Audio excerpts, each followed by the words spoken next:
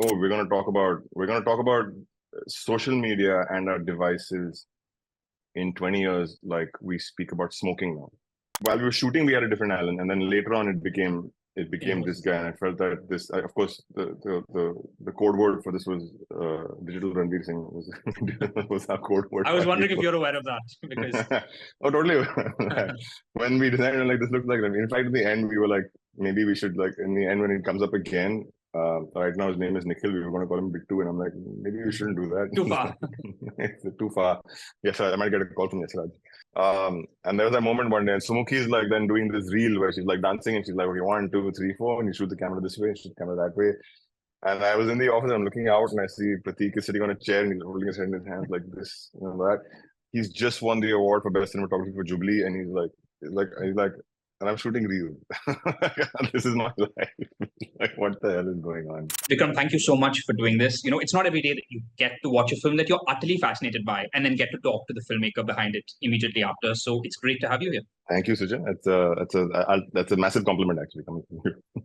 No, it really, really was. I also have to say that I wish we could be doing this in person. Zoom is the bane of our existence. But for this film specifically, this feels oddly right. Like this is how Control would want us to talk about it. Yes, exactly. I really wanted to have sort of the full spoiler chat with you because, there's so many interesting elements and there's so much to admire in this film. But I wanted to start with the ending. It is obviously a very frequently uncomfortable film, but you choose to end on this very bleak, tragic note, which, obviously isn't surprising. But I really wanted to ask you what you wanted to convey with that ending. Is it as simple as in a world of, addiction to technology and social media, and in this case, a murderous AI, we will still all cave just because we're craving for connection? Yeah, in a nutshell, yes. I think, and look, there is honestly, and it depends on what you read, and there is always, and you can't discount it, right? It's like it's the way we talk about climate change. Is the fact that yeah, everybody knows it's coming, but it's not immediate. Therefore, why is it a problem? And I feel the internet and big tech and the addiction to devices and the addiction to validation and all that kind of stuff is a problem. And we all know it's a problem, but nobody's talking about it. So it almost has that. And I've read somewhere that we're going to talk about social media and our devices in 20 years, like we speak about smoking now. I read that somewhere, and I was like, actually, that does make sense because it's like I'm seeing it with my 9-year-old daughter who, clearly they all already want phones, and we're like, no, but they see you on it, and you're like, and it's wrong, but at the same point of time, it's like it's a part of your body and stuff like that.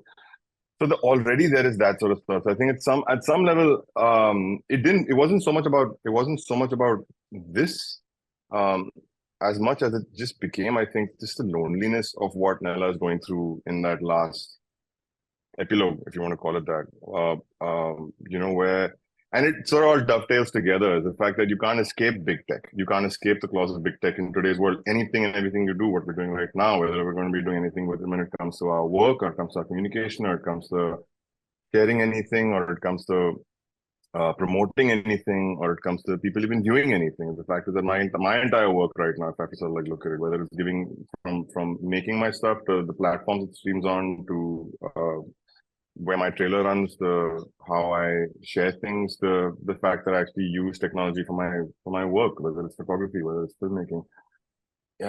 You are a slave to all of that sort of stuff, and the things, and we become slaves to it over a period of time, and yet, where are the checks and balances? Where really are we? There is always that, and especially in India, I feel that in the West there is still a certain amount of, like, especially in Europe, the questions that are being asked about AI, or in the US, the questions that are being asked about your data, how safe is it? There's still people out there asking that. There's still laws that protect you. Here, there's nothing. Yeah. Like there's nothing. There's not, and we joke about it. Like I get every year when my car insurance is up for renewal, I get 20 calls from 20 different service providers saying, that kind of stuff. And for you at that point, it's an annoyance that, or telemarketers, it's an annoyance. But where are they getting a number from? So it takes one bad actor in all of this to really, and for it to be a genuine threat to somebody's life, somebody's safety, somebody's whatever, somebody's well-being. And in the end of the day, I think what we all really care about is our wallets. At the end of the day, it's like it's that's always there. And that's always the, you're constantly seeing scams all the time being run today. It's a question of that stuff becoming more sophisticated, whatever. Anyway, I've gone on that little rambling thing about that. But yeah, the ending I think was a dovetailing of our own personal social media loneliness, our own personal need for validation. When you've been somebody who gets 1 million likes a day, it's like, what is it to not have a single one a day? How does that feel? And you see that in the end, Nella really doesn't have any personal connections. She anyway is estranged from her family. She's not been, they're not the closest people to her. She clearly doesn't have any friends around, over there. Who can be your friend in that moment? So when that billboard pops up and says your next best friend, and it's the same person who's going to ruin their life, the question is like, what do I do in that moment? How, there is that curiosity, there is that need to be online, there's a need for that connection, but to do it with the person, with the only villain, and it's almost like, yes, there is a certain amount of 1984 around the entire sort of fact that there is a dystopian quality to that ending where you're sort of like the only person you're left with is the person who's lorded you over, or whatever. I don't know, it's just like, Yeah. But it was the ultimate gut punch ending, like you said, something that's literally wrecked her life. It's not sort of a abstract concept. It really has destroyed her entire life. And then eventually she will go back to it because that is the nature of things. I also wanted to ask you about screen life thrillers overall. That's exactly what this film is. And we've seen, films like Searching and Missing.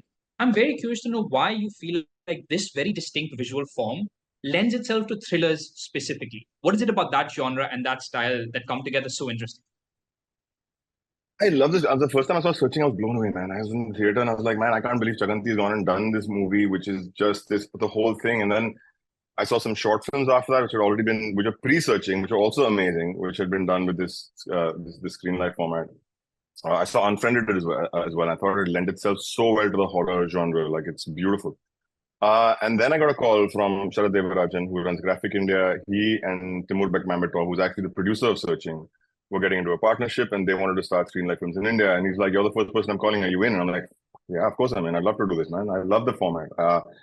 So I called up Avi. Avi and me started to like bounce ideas around, saying, "How do we want to do this?" And this is pandemic. We had all the time in the world. We're sitting like and just like literally like this and he lives in Amsterdam. So and I was over here, so we're just bouncing ideas around. Came up with 2-3 different ones, and this one sort of like just stuck. And I think that thrillers really, I don't know. I think there's something very voyeuristic about screen life. There's something, the fact that you just feel automatically, you feel you're doing something wrong. You're looking at somebody else's laptop. It just doesn't feel right. It's like looking over someone's shoulder like that. So there is a little sort of like beating. Your heart beats a little bit faster when you're in that screen life format. But I'm honestly, besides horror and thriller, yeah, I haven't seen any other formats that screen life has worked. I just don't know. Maybe it's just the fact that I don't know. Maybe would it be interesting to do a love story on screen life? That's what I was wondering. I mean, you managed to convey it quite sweetly in the first 5 minutes of the film. You see them get together. Yeah. And the one place where your film really, stands apart is the AI aspect. It's Alan. So let's talk about Alan. He obviously is such a creepy presence. It's the little things of the overcorrected facial expression. It's the sort of that response loading thing. It's that really mix of trying to be human but also being very uncomfortable. How did you land on his look, his entire vibe? Because it works and it's very uncomfortable. So Alan's been a real work in progress. So it was really interesting. Like people keep asking me, and they're like, "Where in terms of the design of the film?" And I was like, honestly, when it came to costume, production design, all that sort of stuff, I did nothing. I had no approvals in place. I literally told the team, look, if I start to sort of like say yes, no on my preferences, it's going to become a very designed look, and I don't want that. I want it to be as organic as possible. Clothes, sets, all that kind of stuff. But when it comes to Alan and Control, that was when it was so much, because that's like that. So Alan, in our mind, right, the fact that she goes and picks a comic flirt. So the fact that, so the big question at the top is, okay, what is the mass market way to approach this? What would it be today if any of your big tech companies, Indian-based big tech companies, anybody who's got your big conglomerates, your big corporates who would actually, I'm not going to say the names, you guys don't know the names, what if they got into this market? What if they started to do this kind of stuff? So like do it. How would they? So it's not a beta company. It's not like a boutique company. It's not something that's just this little thing on the side that's kind of like trying to do this to sort of like, it's not replica. It's none of these. It's like it's a big company doing this. How would they approach it? So one is you want to make Alan a little bit more filmy, if that's the right word, a little bit more approachable, a little bit more kind of like outgoing. Also, a little bit more grounded in terms of like can speak English, Hindi, all that sort of stuff. There is, that quality to him. But also trying too hard, trying to crack jokes, which would sort of like land in the middling. They're not like too intellectual. They're not too lowbrow. They're somewhere in the middle. So I think there was a lot of work that went into saying, okay, what would they do? It's not about what would we do. So what would they do if they had to sort of like, approach something, what would the thinking kind of go beyond? So one was in terms of his tone, his voice, what would the dialogue, how would the dialogue be? What are the things that he would end up saying? So that was one part of it. The second part of it was, yes, the design element. Is that the question? How slick do you make Alan versus how binary do you make Alan? Your extremely simplistic version is almost like Hal, where it's nothing but a glowing dot that kind of goes. The extremely slick version is kind of what Joe looks like at the end of the film, is that the skin tones are much better. There's a far more 3D kind of quality to it. So Joe becomes version 2.0, Alan's version 1.0. So we kind of said, okay, we use MetaHuman to create Alan's character. And then sort of like I said, did the most kind of like, in the sense, what's the most generic, good looking face that you can find? I actually got, and that was the moment I'm like, I'm not doing this. And I got Ananya and Jasmine and all the girls in the team to say, you guys are going to design Alan. So they all sat and they sort of like designed his face and chose his eyes and the nose and ears. So again, what would mass market do, right? What would a company do? They would actually go and get somebody like, hey guys, go and sort of like design this kind of character and do that. So there was an Alan that while we were shooting, we had a different Alan, and then later on it became this guy, and I felt that this, of course, the code word for this was digital Ranveer Singh was our code word. I was wondering if you're aware of that because oh, totally. When we designed it, like this looks like Ranveer. In fact, at the end, we were like, maybe we should like in the end when it comes up again. Right now his name is Nikhil. We were going to call him Bittu, and I'm like, maybe we shouldn't do that. Too far. It's too far. Yes, I might get a call from Yasraj. So Alan's approach was essentially that, and then Apar sort of seemed to fit that archetype. He's done radio. He's been an MC his entire life. He knows how to speak in that that voice and that tone, and try and be comforting, try and be friendly, but radio friendly. It's like you're radio friendly, you're radio comforting. There's a little bit of like, I'm talking to an audience at the same point in time, but I'm trying to talk to an audience of one at the same time. I think there's something that Apar sort of like brought to that, which is very cool. Also because he improvised a lot on this one. There's a lot of improv that Apar did. A lot of dialogue with Sumukhi wrote, a lot of like improv that he did, which was pretty cool. I love the term radio friendly. It sort of works so well. And I was thinking what it is about Alan that makes him so creepy, and it's the fact that you're not intentionally trying to make him creepy or trying to make him a thing that's really trying to be human. That really makes it so weird. The other decision you took in the narrative, which I found very interesting, is the more conventional version of this film could just be a rogue AI who's dedicated to making her life easier and goes off to sort of murder the boyfriend because she's angry at him. But obviously you took it down the far more sort of interesting corporate espionage thing of big tech. So why that decision? Because I imagine, was that ever on the cards? Because that would be the more straightforward version of the film. That was actually, so we had our first version was like we were like, let's go pure thriller on this. Let's just stay pure genre. Let's not try and like bend the genre, because that's my tendency always, and I've always found that. And sometimes it comes across like where I've heard enough people say, we love trap, but again, you went off in a different direction. And I keep thinking like, what if I made trap as a pure genre film? Like, what if it had just stayed as like the three constant being sort of going into the ending where he comes back is just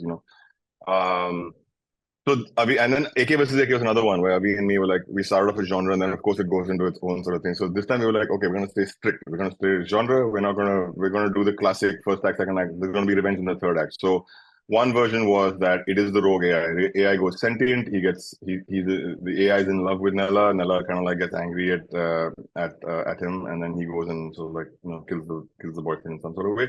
Version two was that there is a human behind the company. Like while they're like there is a thing, there's actually a human behind who's prompting the AI to say the things that it wants to say.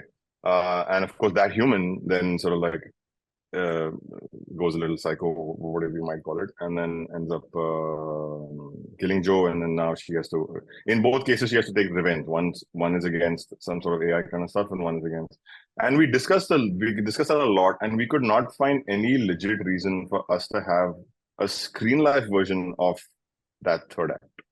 And we tried really hard. We're like, if it's a human, just to go off and find someone in a building, like, dude, why would she be carrying a camera with her? Why would she live stream this? There's no legit reason for her to sort of like do this. Yeah, you can find a reason for anything, but there is no legit reason. It just felt illogical. It felt like we don't need to do this.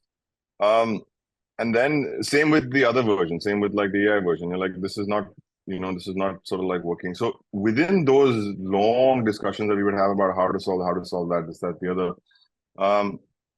And part of me, and maybe I'm the cynic, I'm constantly like, I'm saying, whatever happens, I'm saying, this is a fantasy. We know we're never beating big tech. We know we're never beating this kind of stuff. We know we're never beating surveillance or, any of that sort of stuff. So why are we even trying at some point in time? And then within one of the discussions, it came in like, okay, what if? Let's go with what if we go bleak emotional ending? What if we say like, let's try instead of going with that, like, what if like, so it doesn't have to be like all doom and gloom. There is doom and gloom, but the emotional part is also something that I think once that idea came, so that's when it happened. That's when we sort of like said, okay, let's try and go this other sort of like route where it just doesn't, and we landed on we landed on this. It's one of those No, just it obviously conversations. expands the film in such an interesting way where you literally go after big tech so directly.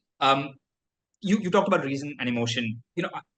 I imagine one of the biggest risks of this film is the risk of it becoming sort of gimmicky. Root because it is such an interesting new form, and balancing that with sort of emotion and narrative because that's obviously the core of the story. So, what was the most challenging part of the story in terms of landing that balance? Because ideally, you want us to forget the form and we're just feeling the story. So, was there a specific bit, like you talked about, where you are trying to constantly keep us invested in the form of it, but also never lose track of, call it logic, call it whatever you want?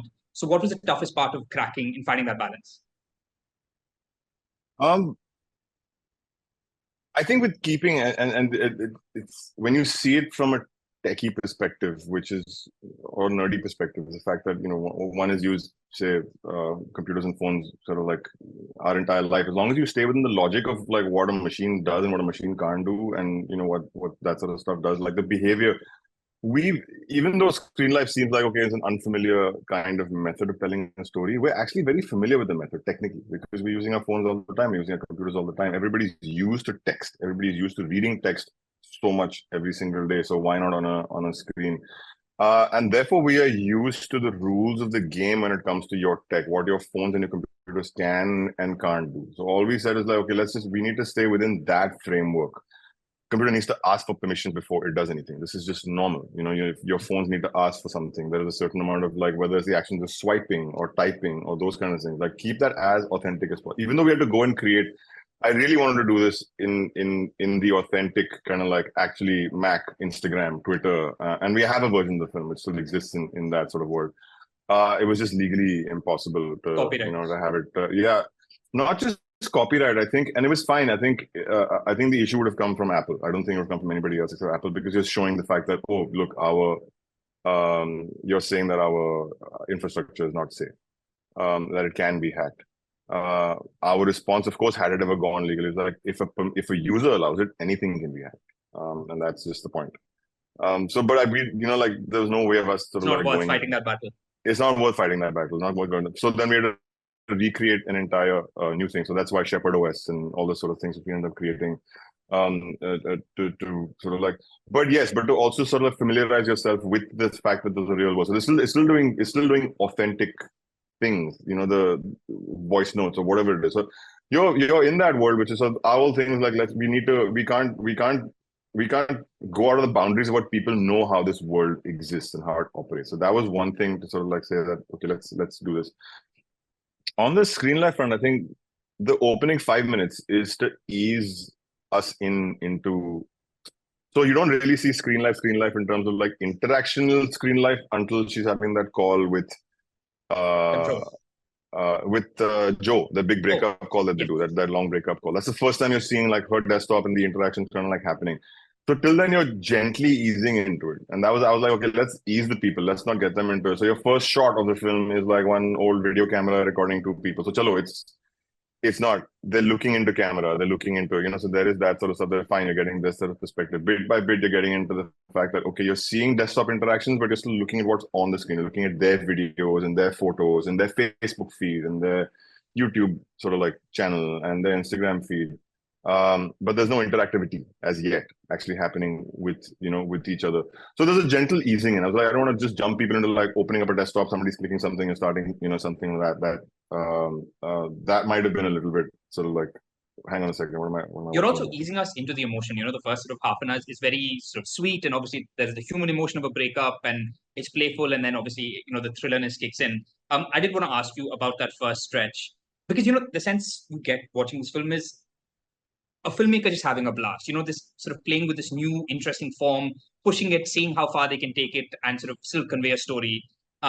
And I really like the first stretch where you have these little chapters where there is the falling in love little montage, and then it goes to obviously the breakup, and then sort of going down memory lane, and then obviously the one I wanted to ask you about was her little viral skit videos when she, Alan helps her become a viral sensation. Um, what was your research for all those interesting fun little blog bits, if you can call them that? And did you ever want to blow your brains out? Because the internet is a very weird place. So what was that rabbit hole of like getting that right? So that I did want to, you got it absolutely right. I wanted to like slit my wrist at one.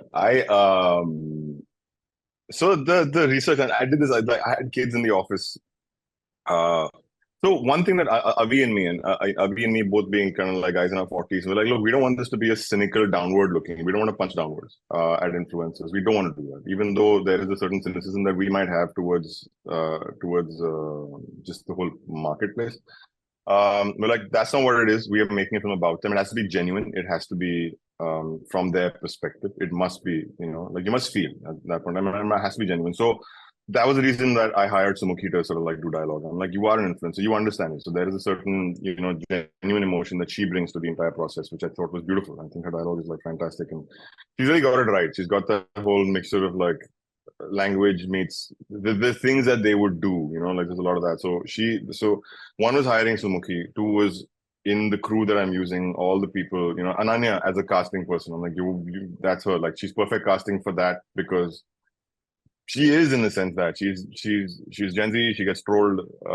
She has a huge social media presence. Like it's all there. And even my crew, my costume designer, production designer, all of them had kids working in who understood the language, and it was a very open democratic forum. People could always say what they wanted to say. I got even my team to sort of like research where I'm like, okay, fine, show me like The a dumbest. couple of vloggers and that sort of stuff. So you're going from like, yeah, and then I'm not speaking to Tanmay at one point in time. I'm like, so tell me a little bit about this kind of stuff. He's like, okay, I'm going to send you a list of people you should watch. These are like the popular people who are vlogging right now at this moment. And it was a big mistake. I went on that rabbit hole, and I realized that it made me feel very depressed there. First of all, I was like, okay, I'm watching someone. Okay, I'm at the airport and I'm on the plane, and now I'm at home, and now I'm waking up, and now I'm having mommy's nashta, and hello, meet my cousin, and 10-minute things, and these are like videos that have 10 million views, and this guy's got 2 million followers on YouTube, and I'm just like, I don't understand what's going on. I realized afterwards that it's the same thing. It's the voyeuristic nature of you're peeping into somebody's life, someone's giving you a peek into their life, but that also becomes a new soap opera. Yes. It's for free, right? You don't have to sort of like go to TV. You don't have to wait for appointed time at 7 p.m. to be able to watch the next episode of soap opera. This is 10 minutes. This is at your time. You can watch it on your commute. You can watch it on your phone. You can watch it on your plane. You can watch it wherever you want.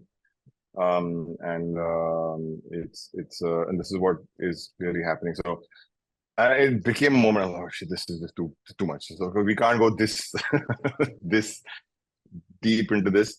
So I said, chalo. So we had our research. So I did a lot of that research. We had a lot of research of influencer couples. How do they work? I mean, how do they sell? How do they sort of like do it? And then try to make our own kind of, version of that. And by keeping it as organic as possible. Like that whole first 5 minute kind of stuff. Yes, there's a certain the design element from me is more interface, it's music, it's that kind of stuff. But a lot of the shooting was just like, you guys are gonna do the shooting. Like literally Ananya and Rehan pick up the phone, do your own sort of stuff, shoot it. We will just be sort of like watching it and going, oh my god, what are we doing? Right? There was a moment actually where Pratik, my DOP, and we did and I can, if I don't know if you have it, but later on we did a whole mock shoot for the entire film. Like we shot in our office, literally over 2 days, shot the entire film. Got a stand-in actor to sort of come in. So I said, we just want to see what this damn thing looks like. When you put it together, is it working? Is it shit? Like what's going on? And there was that moment one day, and Sumukhi is like then doing this reel where she's like dancing, and she's like, okay, 1, 2, 3, 4, and you shoot the camera this way, shoot the camera that way. And I was in the office, I'm looking out, and I see Pratik is sitting on a chair, and he's holding his head in his hands like this, that. He's just won the award for best cinematography for Jubilee, and he's like, and I'm shooting reels. This is my life. Like, what the hell is going on? It sounds like a great set for an artist to have an existential crisis. Oh, this is what's completely.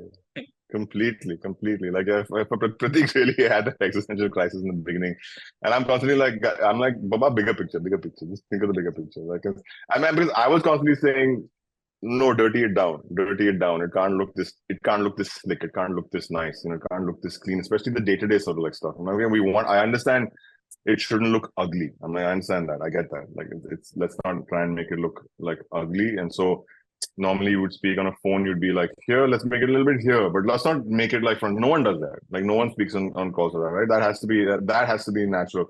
And thankfully, Ananya was like, had no vanity when it came to that. She wasn't like, oh my God, I'm looking like this. And she's like, oh, I'm looking at that. And that was good for her. She's like, that's, it's correct. It's for the film.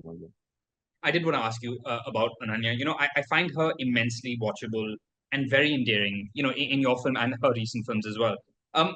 What was it like directing an actor where I imagine a lot of her scenes are her facing a screen, facing a camera. She's performing to a camera, but also obviously acknowledging the camera versus the traditional scene of, two people speaking. How did that change the dynamic of directing her and her performance? Because I find that very interesting. So Ananya, first of all, I think she's great. Like I saw Ananya and I was like, wow, she's great. I thought she was the best thing in the film, honestly. Very present, very in the moment, very engaged. No moment she's switching off from what her characters are like feeling. And I thought I'm like, wow, that's good. That's actually very mature. That's actually very.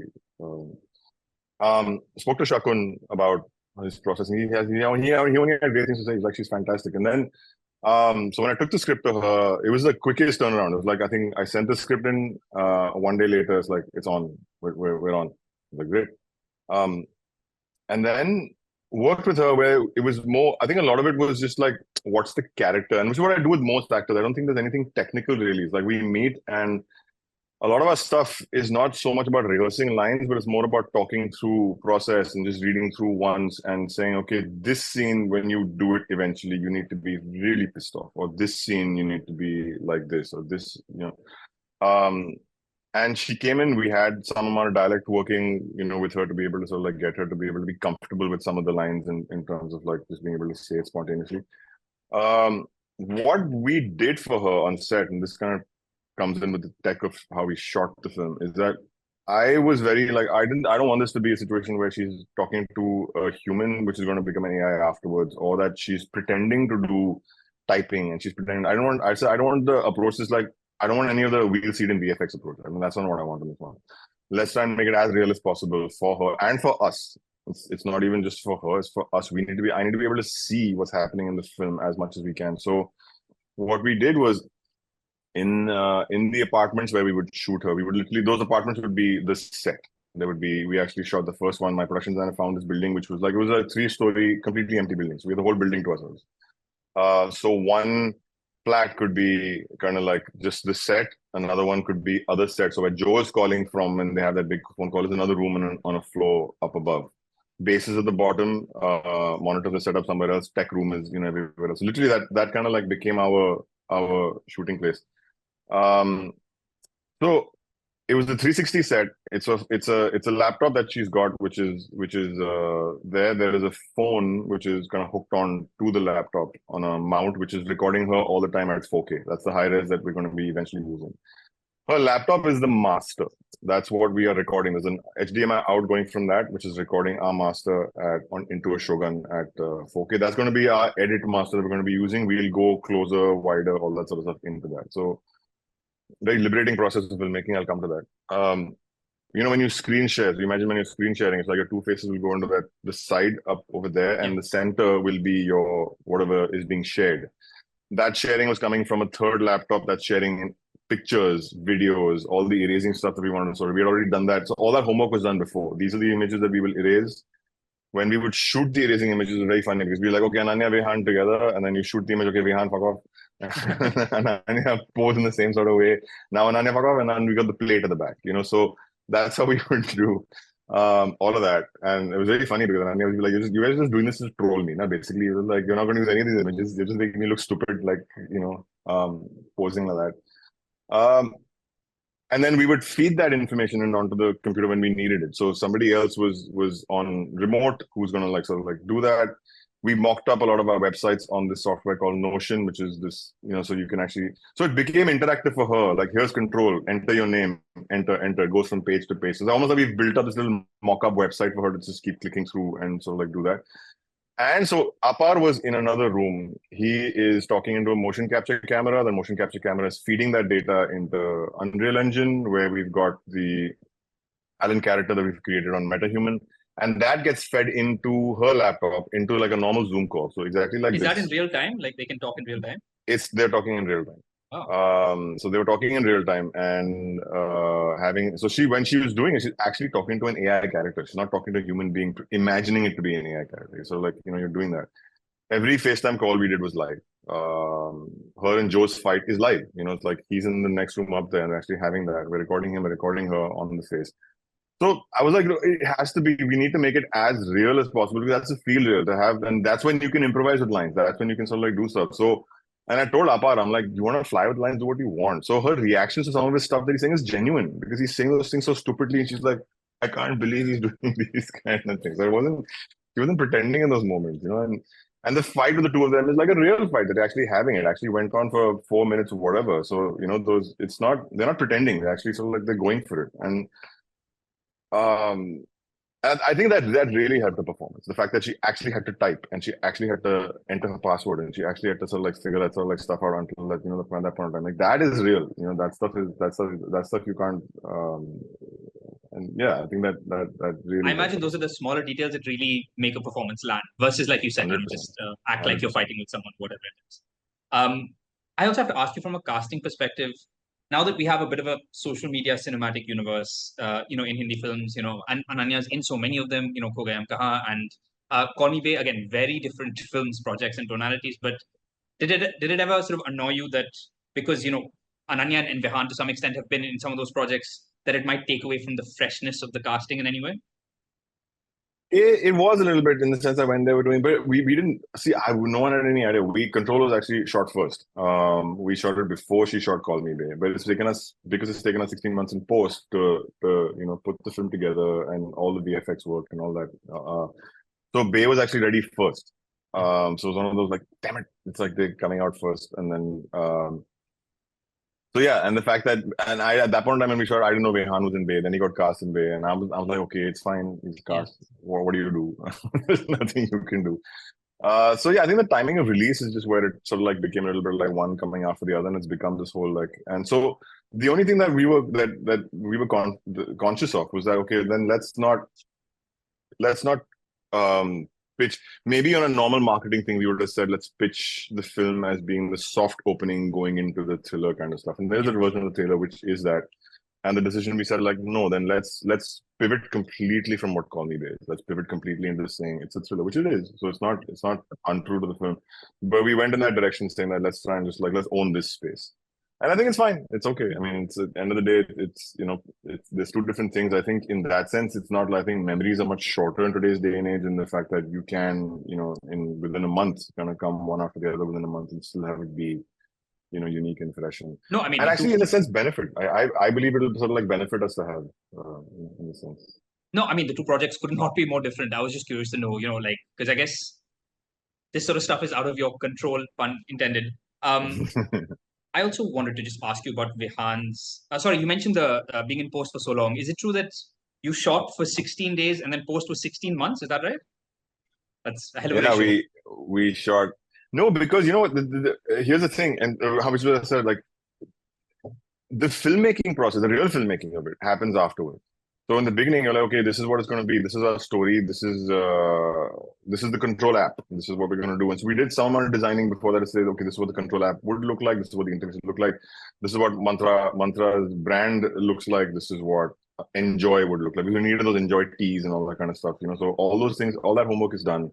The homework of basically sort of like saying, okay, within the interface, she's on there. What are the things that so and so for storytelling perspective, when Alan comes and when he takes over the computer, what's going to happen on all those kind of things. Some of it would be, okay, we'll do this on the edit. So you take your master, and now what's happening now, you're adding the elements in the master. So if I don't know if you I don't know familiar you are with like edit timelines, but we had 10 layers on Premiere Pro throughout the film, which is for a feature film extremely unusual. Like it's never happened. It never happened, right? Like eventually you're like at one layer, you've got some supers, it's two, sometimes three, because you've got like some dissolve and stuff going. But this is like 10 layers, because one layer is the master. The second layer is, okay, individually. So this is one master recorded now. You are a separate 4K camera recording you. I'm a separate 4K camera recording me. And those are then sort of like superimposed on top of us in case we need to go quicker, slower, whatever, cut, that kind of stuff. Then there is what else is on screen, YouTube videos, etc., etc. Tanmay's footage, all that sort of stuff. All those things are over there. And then you've got a layer on top, which is your sort of like zooming in layer, zooming out layer, moving from character to character. Like the real filmmaking, the real shot breakdown that is happening in post, where we are doing these things, we're adding these things. So that edit process, takes time. It takes time. It's just because that it's there, and then you've got all the stuff you have to do, these like crazy music videos and the Yashraj stuff, and all that sort of stuff. All that, just like that process took us. It took us time. So I think we finished. We were shooting in February 2023. We started editing in March. I also had Jubilee releasing in between. So I think we had a first cut by like the end of May or sometime in June 2023. And then there's that refinement process of saying, okay, we had to go out there and like rework Alan, because what also happened is that with the original Alan that we did, we found that AI has become such a hot topic of discussion, especially in the last 2 years, that we felt that our first version of Alan was a little too rudimentary. Like it wasn't like it was like I said we need to have a little bit more slicker. It can't be this basic. This certainly feels that when we started designing him in 22, you're like, this is fine. But the moment you came to like a year later, you're like, no, this is not fine. This is too basic. We need to go a little better. So we had to then call up in, shoot him all over again for the whole film, plug all those bits back in. We did. What's also lovely about the format, I mean, yes, it's time consuming, but what's lovely about the format is the fact that you can also there's so much you can change afterwards. You're like, okay, I don't, these two scenes, why do we need these two scenes together? Maybe we can just like change them around. So let's put both these scenes, put them together. Let's like do a voice note out of it, So for example, then when Mayank sends out that voice note, Mayank's voice note is actually a scene. We actually shot that scene with two different actors twice. We saw Mayank's vlog and that kind of stuff, and we realized that it's just too much information. You don't need that. You can take it out, you refine it. So I think that the luxury of the process is the fact that you could refine things, you could shoot things again, because what does it take? It takes a phone and it takes a laptop to sort of like go and you still need to pay for locations and stuff. And eventually the couple of things have been shot in my house also. I'm like, I don't care, shoot in the house, it's fine. But it's a lot more control for a filmmaker. It's a lot more control for a filmmaker. You can do a lot of things and you can like really tweak a few things. So even for example, like, and there's a lot of the time goes in actually refining the process of saying, okay, why did she click on control? And that's where, again, a lot of the stuff ends up becoming like getting people in to say, is this working logically for you? Is this working? So we had one option was exactly what happens. There's a comment and she just clicks on it curiously. Another one was that she shuts it off and there's an ad of that comes onto her sort of stuff. Another option was that she gets an email, which is kind of coming in. What is really the best sort of like way to do it? And you try all three because you can, right? It's not like writing all three. It's like you can actually like try all three. It's like, okay, fine, let's see all three. Let's see all three options play out. Let's see how they work. Let's see them on the edit, and then let's reject them if we have to. So this process of refinement is what sort of like took us, time to sort of like actually lock it down. And then once you've locked it down, is where your VFX comes in. You have to recreate the whole screen, basically. Like every People single don't element realize that has like to moving a mouse across the screen and entering a website is a whole process. Is all recreated. That website is recreated, that mouse is recreated, that desktop is recreated, those windows are recreated, the close buttons and all that sort of stuff. All of that is recreated. Not just that, and then we're feeding in all our original 4K sort of footage that's going inside. But every single YouTube video, you have to sort of like make a decision on the title, the comments, the number of likes, the number of subscribers, the number of whatever. Every single comment has to be, what's the first, what's the second, what's the third, what's the fourth. Every comment, every user, every suggestion that comes on a YouTube page on this side has to be sort of like created. That process is what takes a hell of a lot of time. And if you didn't hate social media before, you really hate it now. Yeah. No, I had the most amazing AD team here. Like Jasmine, my associate director, and her team, Gaurav and Soham and all these guys. They did such a great job with this, and so patiently, like page by page by page, where they're like, this is the comment. So there's a ton of, if you really get into it in multiple viewing, and because we've seen it so many times, so we know it. There's so many Easter eggs in this in terms of like crew member names or whatever. Like everybody's in there. Everybody's got their little cameo in the film. I saw Sumuki and Sid Meir in there, and I guess there must have been others. Yeah, everybody's there. Every crew member is there. Every crew member is there in some way or the other. I'm there. My face is there. My AI is also there. Like everything. Like I'm part of the selection, right? Like it's you, Veer Das, Ram Kapoor, and a couple of others. Apar. Yeah, so there's Apar is there, Anurag is there, Tanmay, Ram Kapoor, and then the second page, like where you kind of come to Joe. I'm the first guy on the extreme left of there, a guy called Vikram. So that process of actually sort of like doing that is so time consuming, and there's nothing you can do about it. You just have to like just keep doing it bit by bit, wait it out, and then there's of course there's music and sound, but that's kind of normal. Yeah.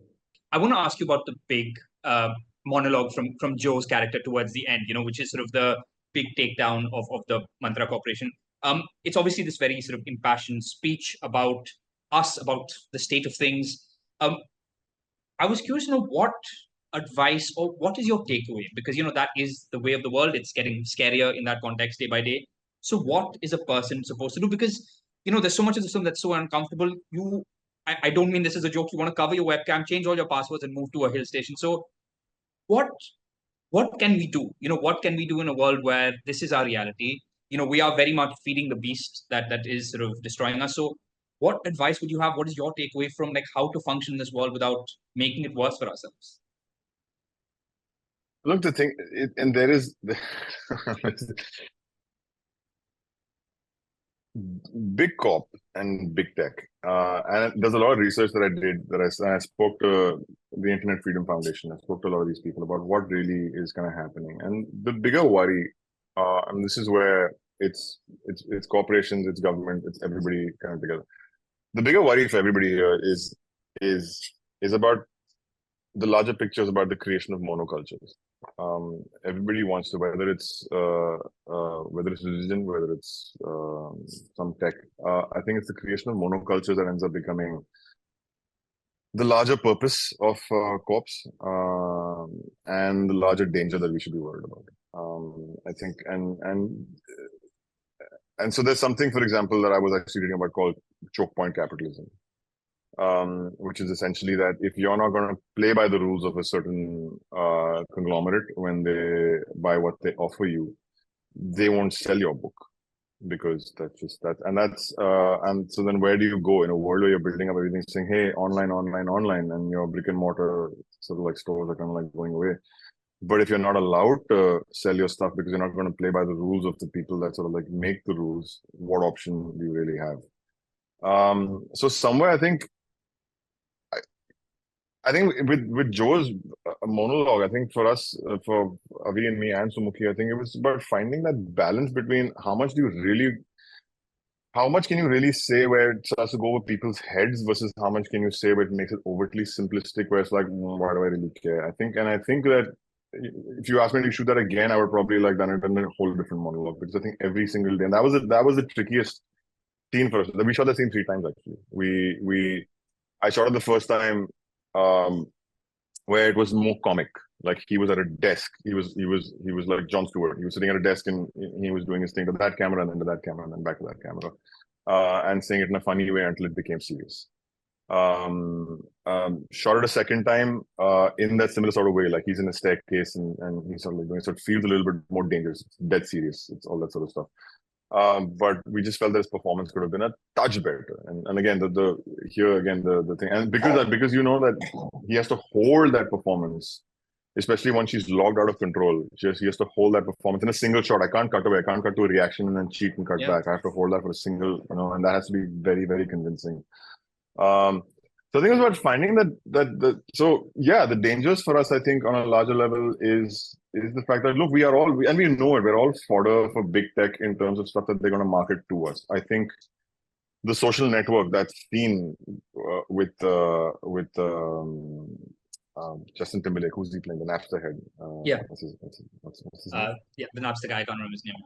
The Napster guy. The jackass in the movie.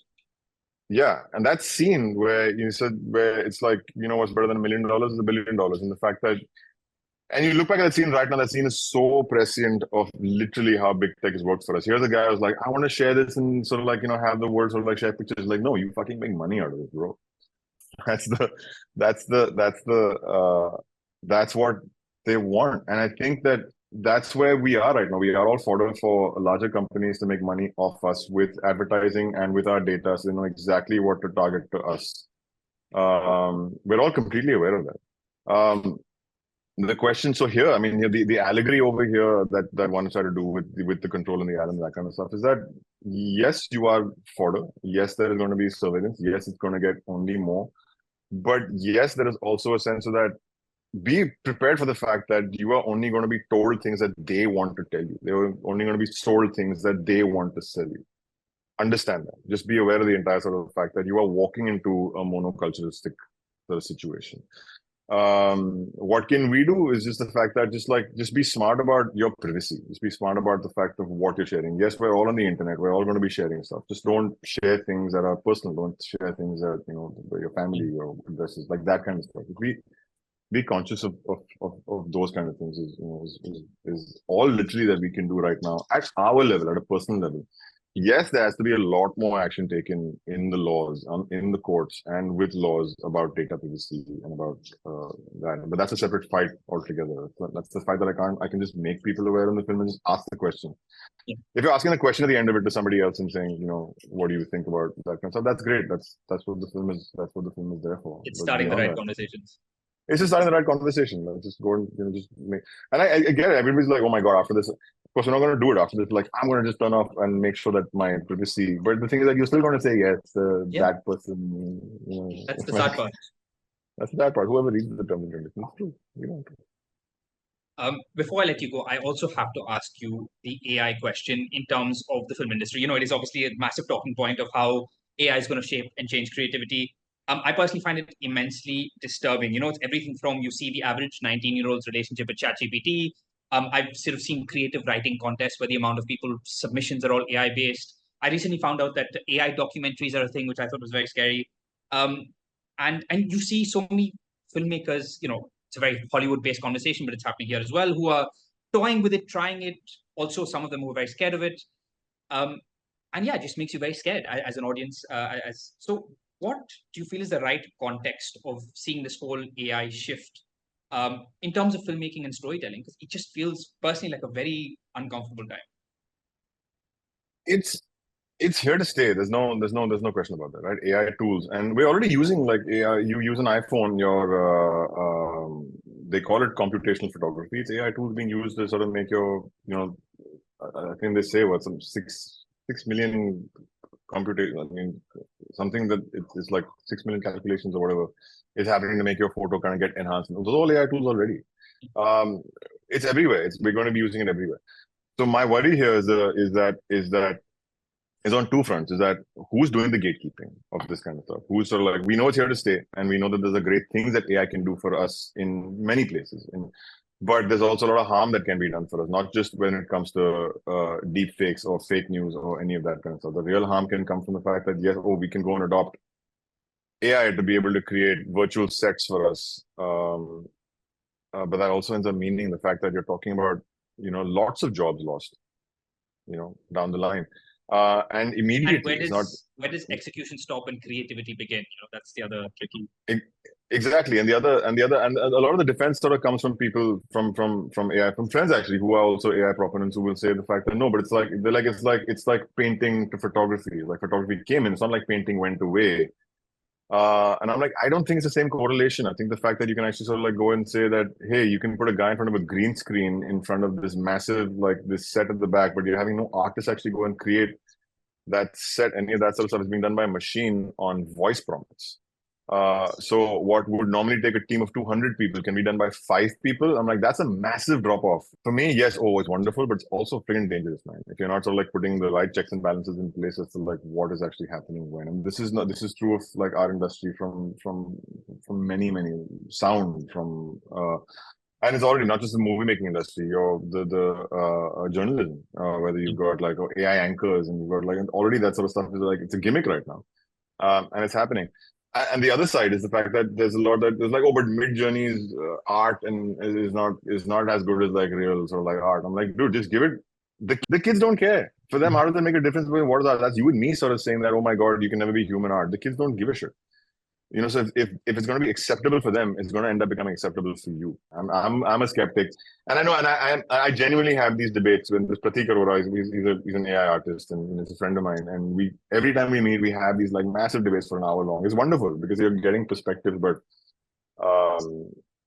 I'm the doom and gloom guy when it comes to AI. I'm right there with you on that. But in a world where AI might take over the world and we're all gonna implode soon, while it exists, we have to sort of hold on to meaningful storytelling for dear life. And I really do think Control, like I said, is such an interesting film. It's very uncomfortable with everything you're saying, which is so important. It's done in such an interesting way. And like I said, there is a weird joy to just seeing a filmmaker have a blast and just play with an entirely new form. So thank you so much for doing this. Thank you, Suchin. Appreciate it.